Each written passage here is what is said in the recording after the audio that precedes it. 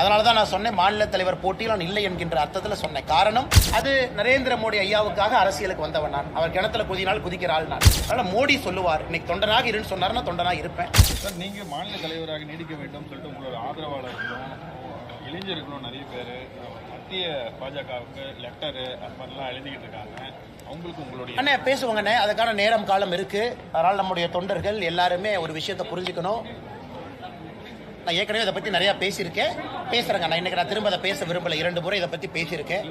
இன்னும் சில நாட்டில் யாரும் தோண்டலை விட மாட்டாங்க. அவங்களோட களத்தில் நான் போராடி கொண்டிருக்கின்றேன், போராடுவேன். அதில் எந்த மாற்று கருத்தும் இல்லை. நான் செப்பல் போடாமல் நின்றுருக்கேன். நான் 4 மாதம் ஆச்சு என் செப்பலை கழட்டி. காரணம் என்ன? திராவிட முன்னேற்ற கழகத்தினுடைய ஆட்சி தூக்கி எறியப்பட வேண்டும் என்பதற்காக என் செப்பலை தூக்கி எறிஞ்சு 4 மாதம் ஆகுது. ஆனால் களத்திலிருந்து போராட போகின்ற என்னுடைய நேரம் முழுவதுமே களத்தில் இருக்க போகுது. அதிகமாக டிராவல் இருக்க போகுது. மக்களோடு மக்களாக இன்னும் அதிக பணிகள், இந்த மாநில தலைவர் அப்படிங்கிற நிறைய பணிகள் இன்னைக்கு எனக்கு இருக்காது. அதை பற்றி சந்தோஷம்தான். அமைப்பு ரீதியான பணிகள்லாம் வேற அவங்க செய்யட்டும்.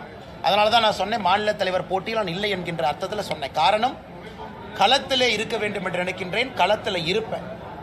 அதனால தொண்டர்கள் யாராக இருந்தாலும் அவர்களோடு சேர்ந்து இந்த போராட்டம் இருக்கும். நான் ஏற்கனவே சொல்லியிருக்கேன், தலைவர் பதவி இருக்கிறனால ஒருவர் அடையாளப்படுத்தப்பட வேண்டும் என்கின்ற அவசியம் யாருக்குமே இங்கே இல்லை. பதவிகள் வரும், பதவிகள் போகும்.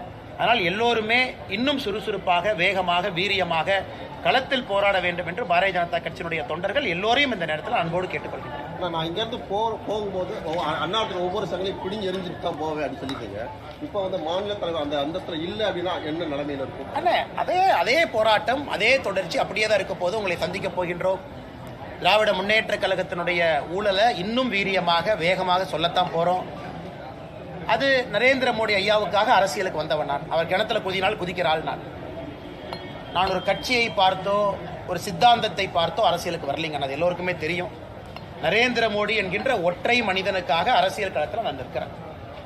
நான் ஒரு கட்சியில் ஒரு சின்ன உறுப்பினராக சேர்ந்து கிளை தலைவராக வந்து வரல. நிறைய நண்பர்கள் இருக்கிறாங்க. இந்த கட்சியில் நான் 36 வயசுல நான் ஒரு உறுப்பினராக வந்து சேர்ந்தேன். ரொம்ப இளைய வயசுல சேரல. அதனால் மோடி அவர்கள் கை காட்டுவார். இதை செய்யணும்னு சொன்னால் அதை செய்ய போறேன். மோடி அவர்கள் சொல்லும் பொழுது கண்ணை மூடிக்கொண்டு செயல்படுத்துவது மட்டும்தான் என்னுடைய வேலை. அதனால் மோடி சொல்லுவார், இன்னைக்கு தொண்டனாக இருன்னு சொன்னார்னா தொண்டனாக இருப்பேன். அதனால் மோடி அவர்களுடைய எந்த கட்டுப்பாடு விதிச்சாலும் அதற்கு முழுமையாக ஏற்றுக்கொண்டு பணி செய்வதற்காகத்தான் அந்த இயக்கத்துக்கு வந்தேன். அது எப்பொழுதும் தொடரும். மாறுபட்ட கருத்து கொண்ட நீங்களும் சீமானும் ஒரே மேடையில் இருந்தது. நான் பேசினேங்க. நான் அதை பற்றி நான் கொஞ்சம் ரொம்ப விரிவாகவே பேசினேன். நான் வந்து தேசியத்தில் தமிழை முதன்மைப்படுத்த வேண்டும் என்று நினைக்கின்றேன். சீமான் அண்ணன் தமிழ்ல தேசியத்தை பார்க்குறான். அவருடைய கருத்து சில இடத்துல வேறுபட்ட மாறுபட்ட கருத்தாக இருக்கலாம். என்னுடைய கருத்து வேறு இடத்துல வேற மாதிரி இருக்கலாம். இருந்தாலும் தமிழக மக்களுக்கு நல்லது செய்ய வேண்டும் என்று ஒரு நேர்கோட்டு பயணத்தில் இருவருடைய வார்த்தைகள் ஒரே மாதிரி தான் பிரயோகமாக இருக்கு. இன்னைக்கு இந்த மேடை அரசியல் கலக்காத ஒரு மேடை. குறிப்பாக அடுத்த இளம் பேச்சாளர்களை கண்டெடுக்க வேண்டிய மேடை. அதில் அண்ணன் சீமான் அவர்களோடு, பேராசிரியர் ஞானசம்பந்தம் அண்ணனோடு, மிக முக்கியமாக பாரிவேந்தர் ஐயாவோடு பங்கேற்றதிலே உள்ளபடியே மற்றற்ற மகிழ்ச்சி அடைகின்றேன்.